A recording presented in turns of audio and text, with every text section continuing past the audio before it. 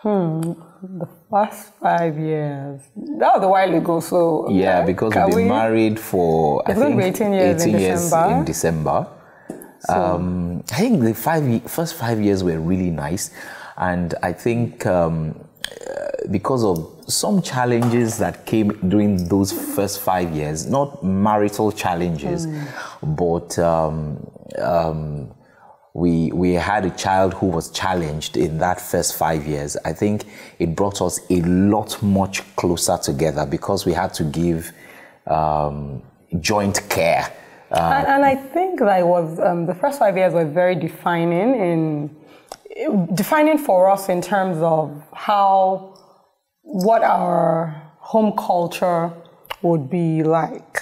And, you know, because of our son, you know, we had to be very, very deliberate about how we wanted our home and how we wanted to raise our children very early on because of that challenge. You know, the challenge, health challenge. And we've even before we got married, we were quite close, and I think that closeness was reinforced.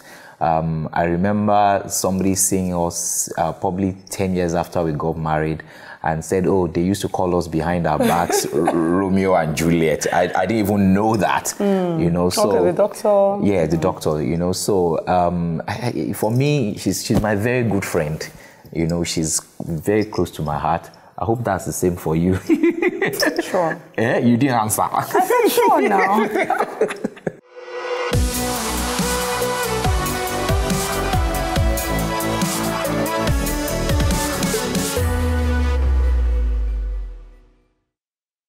How did we meet? Well, at work, she was serving and I was working there. So June 2nd, 1999. 1999. Because I remember the date because that was, he was transferred to my branch. And it was our boss's birthday. So that date, you know, stuck. And so we met at work. We're friends for quite a number of long months, and then we started dating. But then, incidentally, we also went to the same secondary school, but we weren't friends, and we have a lot of common friends, and we both grew up in Ibadan. But you know, so that's how we met. That's how we met, and it wasn't love at first sight, really. It was just friendship that built over time. She had to be convinced at some point that I was the guy, the knight in shining armor. Really. And I think that one of the things that worked for us also, and I don't know if that's the digression from how did we meet, because we worked in such close proximity and we were friends for for a long time. So I got to know him as him, you know, not just as some guy that maybe was costuming. I don't know if they still use that word, you know. So that way we got to know each other as friends, we're good friends before we even started dating because we worked so closely together. You go first. What was your first impression of me?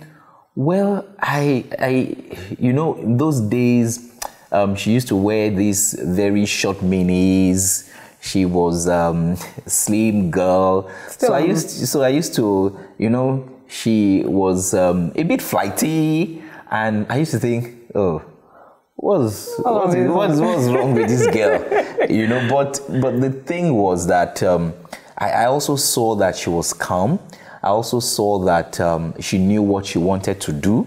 I also saw that she could be trusted. She knew how to say her mind. I used to say in those days that she used to have sharp mouth. I've changed. You know, but she was a really a good person. So really, what was your first impression? What was my first impression of you?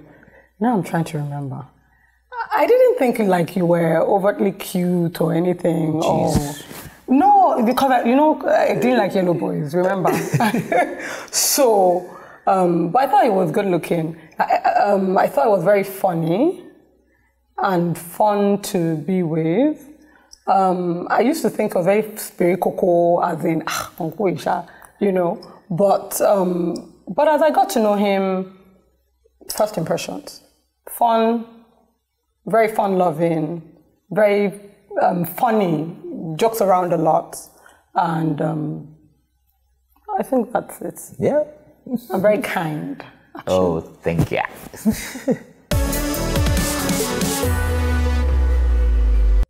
How did I find out her ring size and how did I propose? I think, I think a lot has changed in 18 or in 20 years about how people propose and do all these things. And because when I asked her out, I knew where I was going to. I wanted to get married to you. We'd been friends for upwards of 1 year, and I thought, well, I'd like to spend the rest of my life with this girl. I believe she's the one I really, really love. So I just thought, well, this is where I'm going. So when I asked her out, she knew what it was.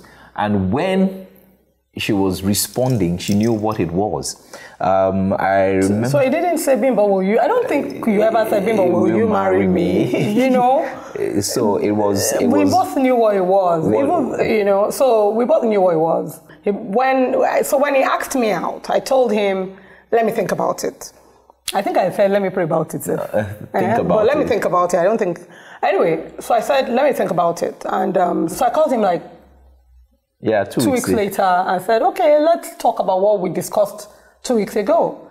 And guess what? He brought a bottle of wine. And I'm like, who told you I was going to say yes? So I would say that was that was it. I didn't give a ring really until the engagement. Until the engagement. I think a few things have changed these days. So he didn't give me this. I got the ring on the engagement day. Yeah. Well, this is a newer ring, but I got the first ring on the engagement day.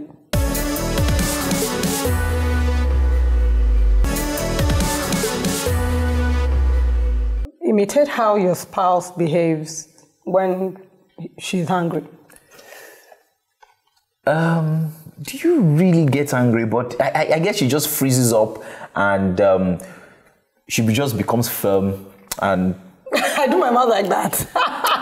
Kunle, okay, that's the reason why we did it, and I said we should not have done it. But she's really touche about it. she's not shouting. She doesn't shout. No, there are ways you shout that I say, let's take it down. How has marriage changed you? I think I've become more serious. Do you think? How serious? I don't know. I know I've always been calm, but I think I've just become more serious, more serious. That's the only way I can think about it. What does serious mean? As a young person, I was very, you use the word flighty as in life was good, it was easy. But you get married and you realize, adulting, adulting. So I think I've become more serious, more, even more calmer, maybe. Yeah, after 3 kids and dealing with me. It's not even dealing with you are easy. It's just doing life and just realizing when you're grown up, you have responsibilities. Yeah. I think I would say. All right. What's the biggest lie you have told me? Lie? I don't think. Well, I can't speak for you, our marriage is pretty so open that she knows everything about me, at least, and I know everything about her. So, in fact, we probably talk 10, 12 times a day, hello, just to say hello to you. Sometimes I'm leaving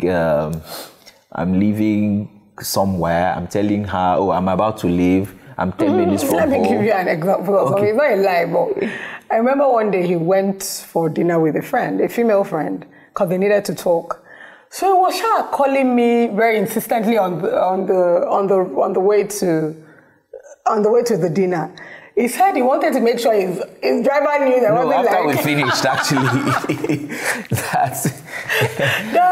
My wife knows about this, he wanted to have conversation with me while he was with the woman, so that one didn't think he was taking him to one corner Yeah, place. so...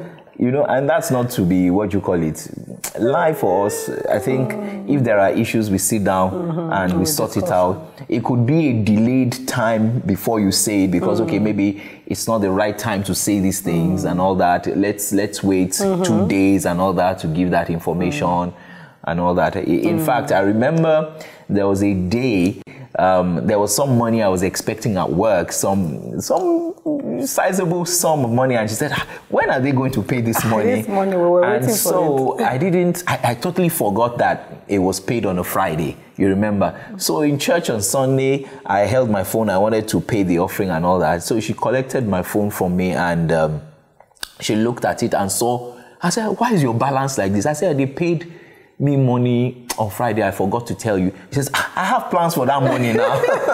You should have told us you should have told us that there were plans for that money. So we try as much as possible to be as open to each other. What can I do for you to divorce me? What can you do for you to divorce me? For me to divorce you? Nothing, I don't think. Are you sure? The way we are now, I can't even think, you won't do anything. If there's another babe outside something. There won't be another babe. I think, sorry, it's me asking. I think one of the things we before we got married, you remember that day I came? I was going to mention that. Okay, maybe you should. Okay, so before we got married, I remember you said that, so he came, I can't remember what we were talking about. And he said to me that even if he caught me with another guy, he wouldn't divorce me. We would talk about it. Maybe we would go for therapy or counseling or whatever. But he would not divorce me. And I think I started crying. So when that question came, that was what I remembered, actually. Because it was something we discussed before we got married. And it's just because sometimes one of the things you find out is that when there are issues, somebody may have taken an active role and somebody may have taken a passive role. So you just want to ensure that even before you get to that position, a whole lot of things are cut out. I remember some years ago, I came back one day and I had spoken to some lady. I think we had just gotten married then. I'd spoken to some lady and there was this kind of attraction. We just got married then. And I was like, what's happening? So I went over to pick her up from church and all that. And new couples, yes. I said, she was saying, hi, Kunle. I said, stop. I said, this is what happened today. That I met this person and I spoke to this person for such a long time and this kind of, immediately I said it, that feeling just disappeared. And she didn't judge me and all that. Now, I will have a problem if every time I go and say, I have feelings for, it hasn't happened since since that time. But she was able to understand what was saying that, you know what, we're trying to break something here so that it doesn't... So, because you know how it's said that sin thrives in secrecy. So I think by him just talking about it then, it just broke the intrigue or so of it. Yeah. Would you quit your job to save your marriage? I could. In what context? I think it depends on what's happening. For me, like I always say, the most important thing for me is God first, then my wife next, then my children, then my work. If something is threatening my marriage, which will cause the stability of my home, stability of my children, then that thing has to go, whether it's work or a friend or what you call it, because my first commitment is to that home. Now, somebody may say, well, I think at this time also in my life, at least I would say let's quit this job and focus on this. But it must be a major issue for me to say, you know what, that job I have to leave, because at the end of the day, I'm still, you still need to run income the home, to run the home, and money and all that is also important in that. But it must be really, really, really, really, really bad for me to say, yes, I'm going to quit my job. Oh, interesting. Okay.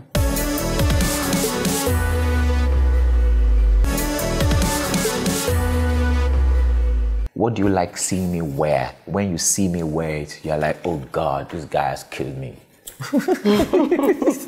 Okay, so let's go. You're so humble. What's your favorite outfit that your spouse loves wearing? How do I like to see you wear? That's basically the long and short of that. I can't really. One of the things we have to realize, first of all, is that my husband is a very sharp dresser. He's very fashionable. He's more fashionable than I am. He's very fashion conscious, very fashion forward. He would wear the skinny jeans and a nice shirt. He's not afraid of colors and all that. So I think I would like to say that I just like your general sense of style, because you have style. So that's what I would say. Your shirt has to be a certain fit. Your trousers have to be... and that's part of why I don't even bother to shop for you, remember? Because you just are very particular about what you wear and how it looks on you. So you're just on point all the time. My wife says she doesn't like shopping for me. That because she'll say, I will say, Yeah, he'll say, this one just doesn't look exactly right. So we'll just buy perfume. That one I know I cannot go wrong. So you're both on a sinking ship with just one life jacket. Would you save yourself or your spouse? I know I will save my spouse because I know he will save me after. But answer the question. Well, I will give it to her, because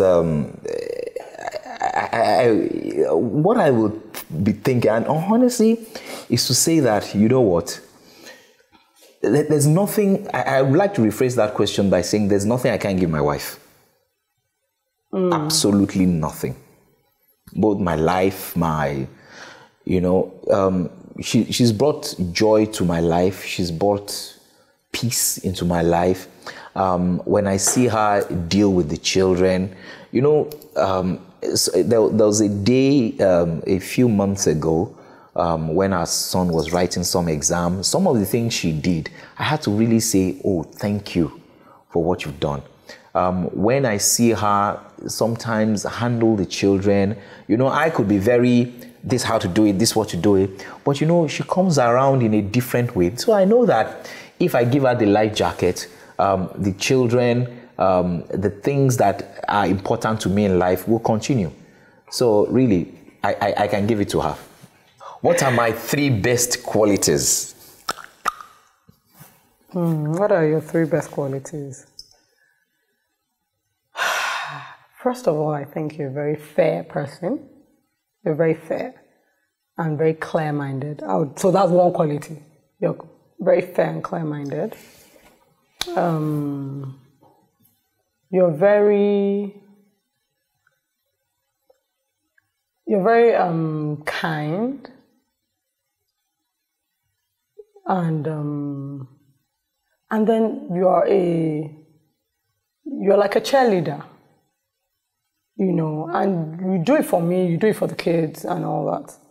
You're like the cheerleader, you just mentor, you push, and you do it all from a place of goodness, from that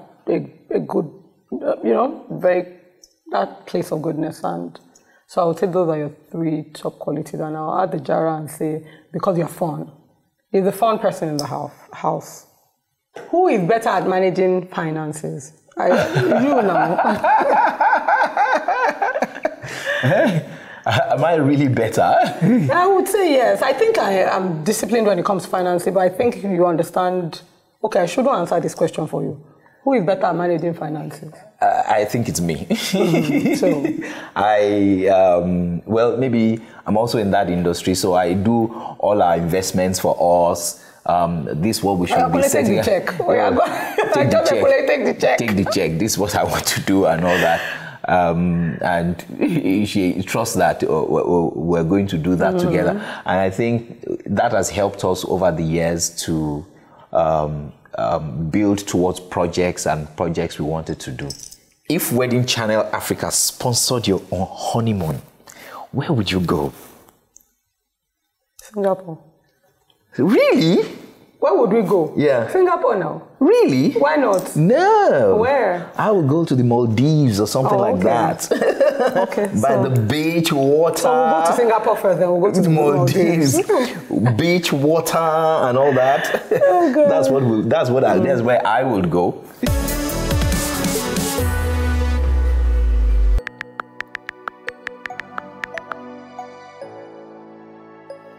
You should remember. Me, I don't remember. I can't remember. Probably a pair of trousers, because I wear trousers. It must be a pair of jeans, because there's a jeans I used to like. There's a grey t-shirt, and there's a pair of shoes I used to call Clark-Lo. Because it used to make some funny sound. So Possibly, yeah.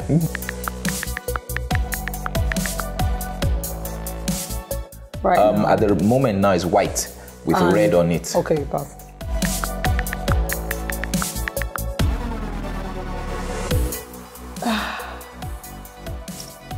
It's stuck. Cornelia, you know there's something you say. I'm trying to remember it. Oh God, 10 seconds. Can't remember. I can't even imagine the way you're saying it, but I just... No, not seriously. You now have one serious face like this and you now say that thing. It's that thing I can't remember. No, it's when I want to be serious, I say, Bimbo. Then she knows, oh God, what am I going to get now?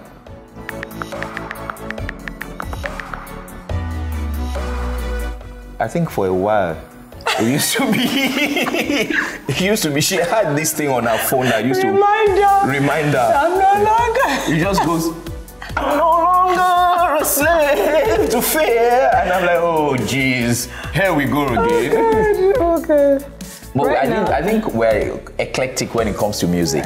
So many, what you call it. So there's no. At some point, there are songs you're listening to. Yeah, that's what you've been listening to for a while now. At some point, it could be something else for me and all that. So for you, what is it now? There was a time I liked that Zach Williams song and all that. So yeah. Okay.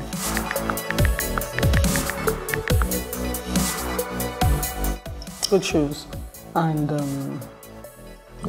very well-fitted shirts. But good shoes, very, very, very key. Abby, I got it. You got it.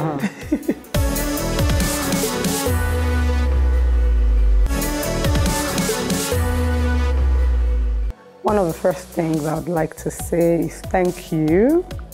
Thank you for being you. Thank you for